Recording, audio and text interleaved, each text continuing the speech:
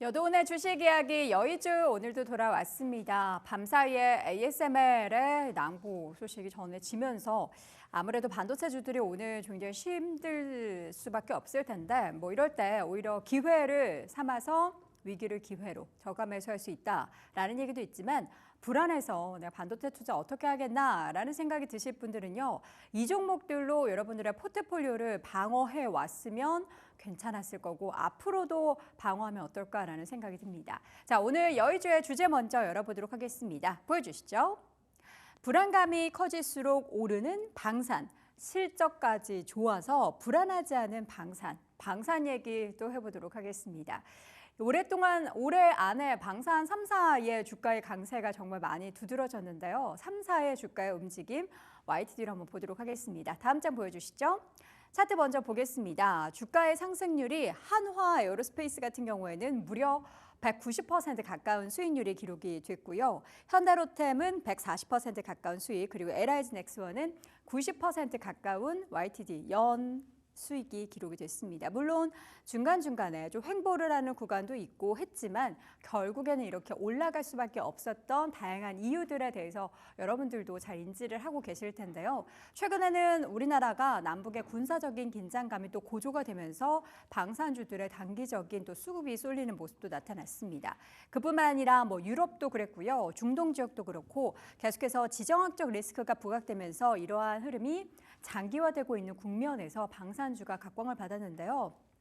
여러분들 러시아와 우크라이나의 전쟁 언제부터 시작됐는지 기억하십니까? 벌써 사실 중동 얘기하고 이러느라 이제 관심을 갖지 않고 있지만 그때부터 유럽에서는 방산 관련해서 방위 사업비를 더욱더 증대시키면서 그때부터 방산주 이야기가 나오고 주가가 올라가기 시작했습니다. 그리고 나서 중동 관련한 불확실성도 커지고 지금 미국에서도 계속해서 방위 산업 관련해서 비중을 더 키우고 있다. 방산비를 더 증액시키고 있다라는 것이 우리나라 방산주에도 긍정적인 영향을 미쳤죠. 최근에는 북한이 국경선 부근에서 포병 여단의 사격대기를 태세를 지시했다라는 소식이 전해지면서 불안감의 강세를 보였고요. 이러한 다양한 지정학적 리스크들이 있는 가운데 만약에 중동이나 유럽 지역에서의 전쟁이 발생되는 부분들이 휴전을 하더라도 강대국을 중심으로 한 국방력의 대폭 강화가 계속해서 지속되고 있는 부분, 그렇기 때문에 관련한 기업들에 있어서의 수주 증가할 수밖에 없다라는 게 최근의 이야기입니다.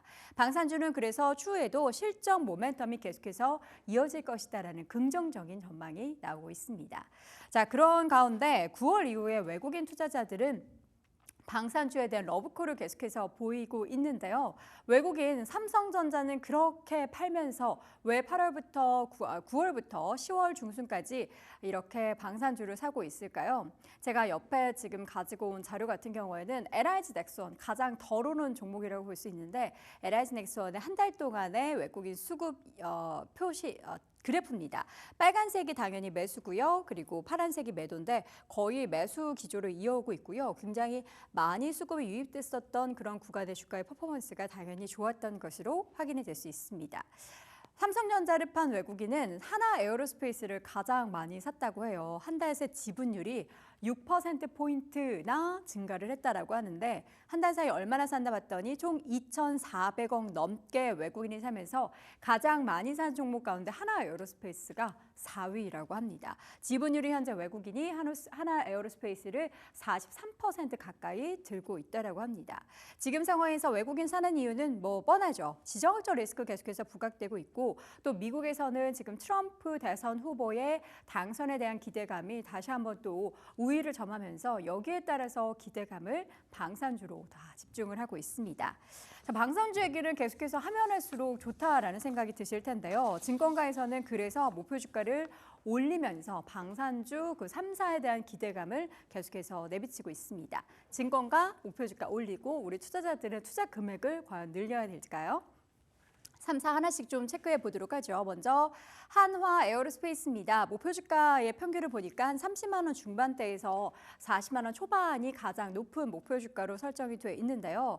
3분기 당연히 실적 서프라이즈 일단은 따놓은 당상이라고 하고요. 향후에 대한 실적 기대감은 당연히 수주 때문에 기대감을 가질 수밖에 없다라고 합니다. 이건 뭐 정말 뻔한 얘기 같고요. LIG넥스원도 목표 주가 추이를 보면은 20만 원대 중반에서 한 30만 원대 초반으로 형성이 돼 있는데 역시나 LIG넥스원은 최근에 이제 9월에 이라크 천궁 수주한 게 한 3조 7천억 규모가 됐었죠. 그리고 지금 이렇게 수주를 계속해서 하면서 수주 잔고가 23조 가까이 늘고 있다라고 합니다.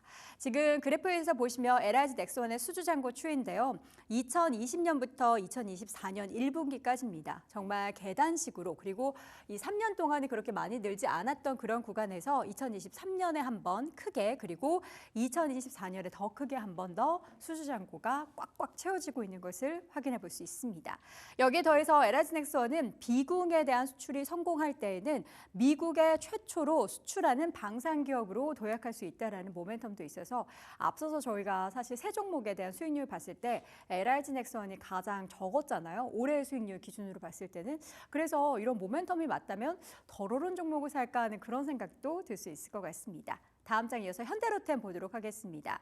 현대로템 같은 경우는 제가 따로 종목을 꼽아서 이야기를 해드렸던 적도 있었죠. 연말에 이런 방산 관련한 수주도 그렇지만 철도 관련한 모멘텀도 두 가지를 가지고 있기 때문에 양 날개를 가지고 있는 현대로템 좋다라는 이야기를 드렸던 기억이 나는데요. 현대로템은 목표 주가 추이를 보니까 한 6만 원에서 7만 원 후반대로 지금 형성이 돼 있고요. 3분기 실적, 일단 영업이익은 컨센서스 대비해서 15% 넘게 상회할 거다. 그리고 11월에 폴란드 2-1차 계약이 예상되는데 이게 한 6조에서 7조 원 규모고 이러한 기대감의 현대로템에 대해서도 긍정적인 뷰가 계속해서 나오고 있습니다. 그래서 한번 계산을 해봤어요. 방산 3사의 목표 주가와의 지금 현재가와의 괴리율이 어느 정도 되나 고점 기준으로 보면요.